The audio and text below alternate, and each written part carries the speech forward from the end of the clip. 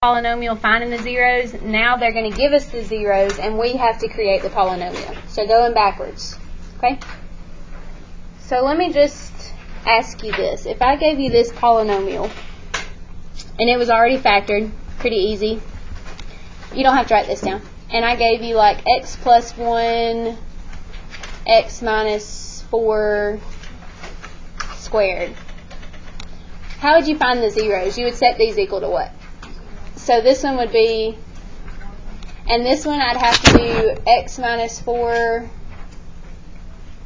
squared. Let me just make that, sorry, hold on.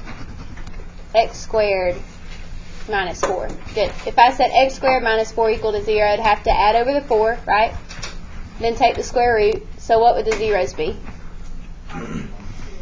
Yes. So this is the part they're going to give us this time. We're going to go back and write a binomial and then find it, okay? So this one says find a third degree polynomial. That means the highest degree will be 3, right? So x cubed. With real coefficients that has negative 3 and I as zeros. And then f of 1, when we plug it in, should give us 8. Let's look at just the zeros part and go backwards. How would I write as a binomial if I have a 0 of negative 3? X what? Yes. Everybody see that? Because if I set this equal to 0, I'll get what? Negative 3. Everybody got that part? Okay? And now I. Let's think about what is I. Not negative 1. That's I squared. What is just I? But what is it? Square root of negative 1, right?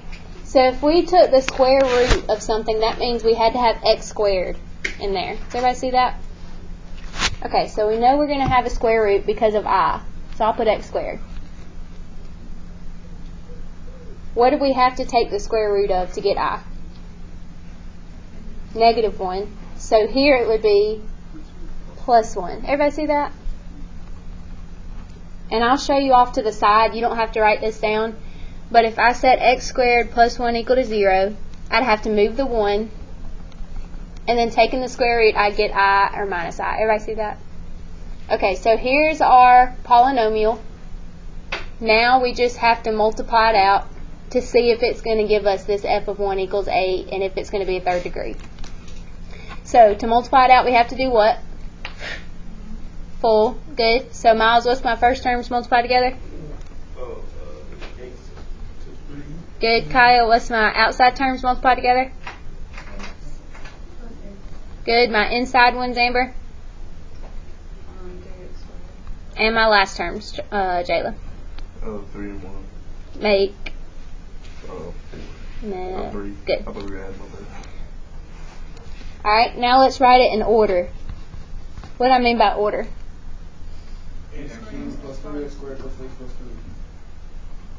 So in order from exponents, right?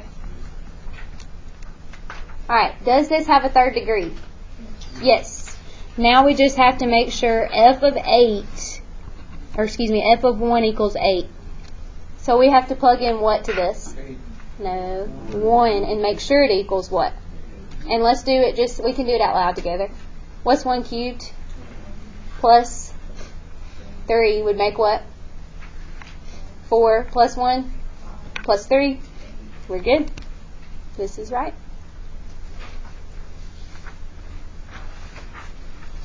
Questions about that one? Everybody's good? Alright, let's look at the next one. This time, find a fourth degree that has negative 2 and 2 and I as zeros. And then f of 3 has to equal negative 150. Alright, Katie, tell me how to write one binomial that will satisfy this 0. Try one more time. Then we got to set it equal to 0, so it'd have to be x plus 2, because when we set this equal to 0 and solve, we'll get what? Okay. Colby, what would this one be? X. Good. Alright. Let's see. Who can tell me what I would be? close, x squared, and it has to be plus 1, because remember when we set it equal to 0, we got to move that 1 over, and it'll make it what when we move it over? Negative. Everybody good with that? It's hard to think backwards, I know. Now we got to do what with this? FOIL. Let's do these two first, FOIL it out. So let's go down the row. Logan, what's my first term's going to give me?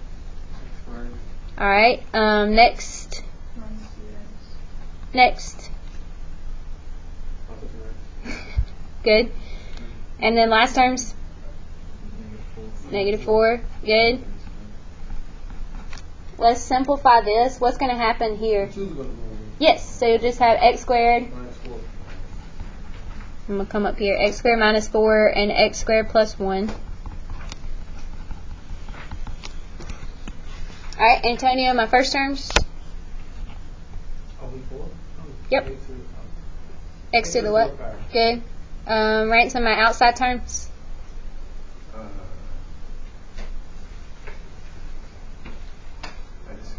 Good. Miles, my inside terms? Alright, Darren, my last terms? Very good. And now we can do what here? Combine what? These two, which would make? Very good. So there is our polynomial we just created. Now we just have to plug in what? 3.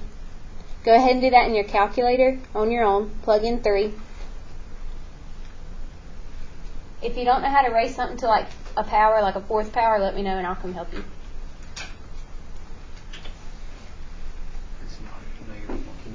It's not?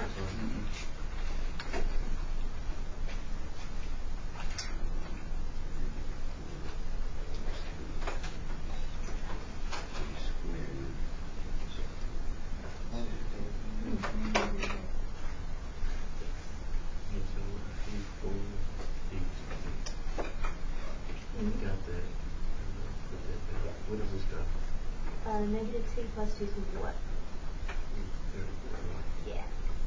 That's what we get H4. 94 up here. Well, it's straight here. So, did anybody else get 50 also? Yes. Okay. Let's see why. 4, 2. It's not 4, 3, 2. We can compensate for the 3. Where do you see a 3 at? Right here? There's no exponent for 3. No, you don't have to compensate for that. It should work. Let me see here. Alright, I'm going to show y'all this part. This is the same thing we just got. So when I plugged it in, I did 81, 3 to the 4th, minus 3 times this.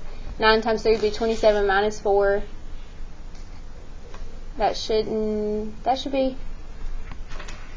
Well, okay, when you first started. This part, I just messed up here. It should have said f of 3 equals 50. I make all these notes, so sometimes I make boo-boos. I'm sorry. This is right. We did it right. This is wrong.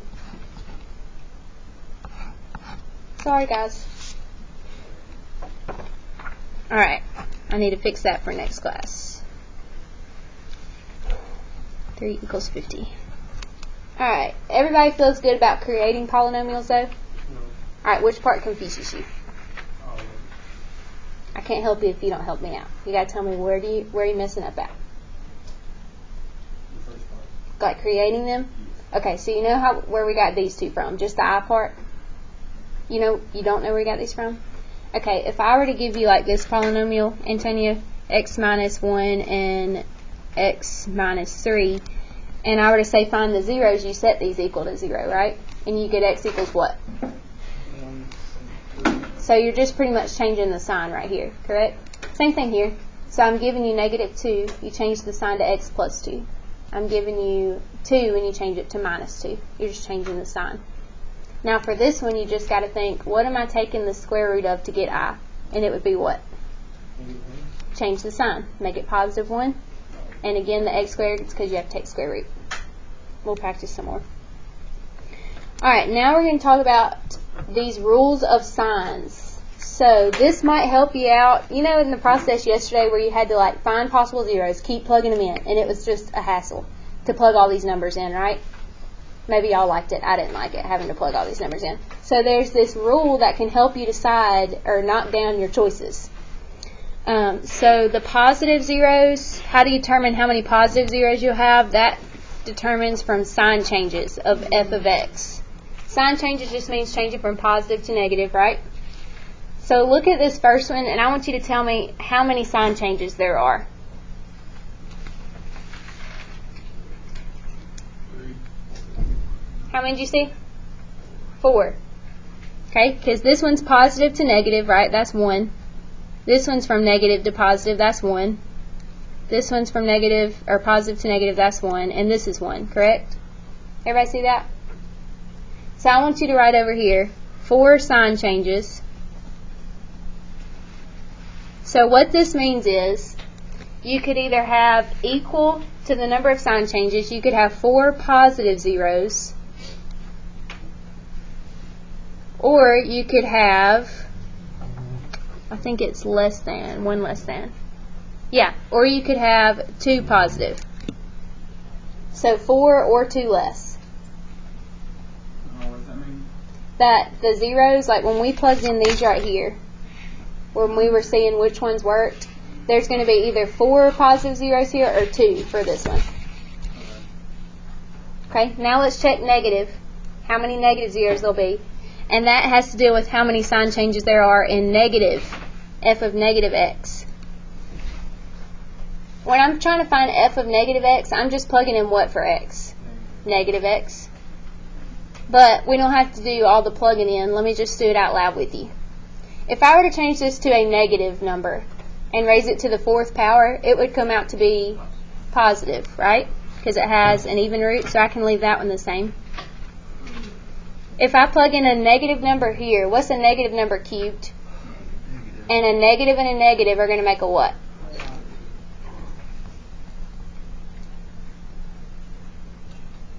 Alright, if I plug in a negative number here, it's going to be what? Squared, it's going to be what? Positive. Plus a positive will still make this positive, right? Is it okay that I'm just saying it out loud, or would y'all rather me write it down? Like, we're plugging the negative x's in. Okay. Alright, if I plug in a negative x here, it's going to be negative, right? Negative and a negative make a positive. And then we don't have to worry about plugging anything here. It'll stay the same. How many sign changes are there? None. 0. Everybody see that? They're all positive. So put no sign changes. This means there's going to be no negative zeros. So for example, when you list all the possible zeros out, you don't even have to plug the negative ones in because there won't be any. So it eliminates all the negative ones. That's half of your possible zeros. Do everybody see what I'm talking about? Okay, so here's your options. You know there's going to be how many in total? 4 zeros. So it could either be all 4 positive, all 4 positive, or it could be 2 positive, and that leaves what kind left? Imaginary, and it could be 2 imaginary, either one. And that's all you're doing on these problems, just determining what kind of zeros you'll have.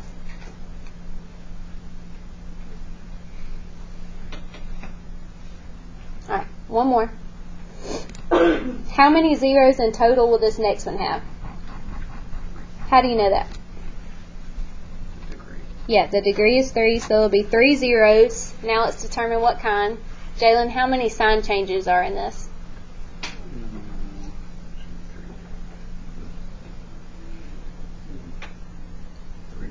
What are signs? Like positive. Okay, so this one's what? Positive. Positive to positive. So did it change? No. Did it change here? Oh, no. Okay, so no positive zeros. There'll be no positives because there's no sign changes. Alright, let's find f of negative x. Alright, let's start with Mackenzie. If I plugged in a negative x for this, would it be negative or positive? Negative. Good, negative x cubed. Alright, Solomon, if I plugged in a negative x to x squared, it would be what? Positive. Good. And a positive here would keep this a positive. Alright, Katie, if I plugged in a negative x here, it would make it what? Negative. Good. And the 4 we don't have to worry about. Count how many sign changes you see. Yes. There's 1 here, 1 here, 1 here. So there could be how many zeros? 3. What kind? 3 negative. Good. There could be 3 negative or 1 negative and 2 what? And the 1, guys, just comes from you just subtract 2. Same thing we did up here. So when you're finding possible zeros, you don't have to plug in any positive ones because you know it's not going to work. Okay? Alright, you can put these notes up and get out your project sheet.